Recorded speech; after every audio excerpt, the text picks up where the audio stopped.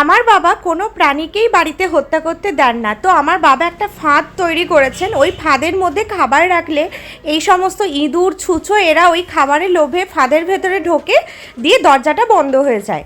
তো কালকে রাতে এই ইঁদুরটা ধরা পড়েছিল। এর আগেও আমি একটা ভিডিও শেয়ার করেছিলাম যে একটা ছুঁচোও ধরা পড়েছিল। তো যেহেতু বাড়িতে ছুঁচোও হয় ইঁদুরও হয়, তো ওরা কি করে, ওরা ওই খাবারের লোভে ঢোকে দিয়ে ফাঁদে আটকা পড়ে যায়। তো আজকে দেখছি সকালবেলায় ইঁদুরটা ধরা পড়েছে। আমি গঙ্গাধারে ওকে নিয়ে এসেছি, ওকে নিরাপদ জায়গায় ছেড়ে দেব। তো আমাদের এটা গঙ্গাধার, খুব সুন্দর একটা জায়গা। তো আমি ঠিক করলাম যে এইখানে একটা গাড়ির নিচে ইঁদুরটাকে ছাড়বো।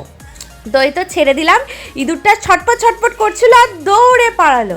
দেখতে কিন্তু খুব সুন্দর ছিল ইঁদুরটা, আর ও মুক্তি পেল আর কি। যাই হোক, ভগবান ওকে একটা নিরাপদ জায়গায় পৌঁছে দিক, আর কোনো প্রাণীর আঘাত যেন না আসুক।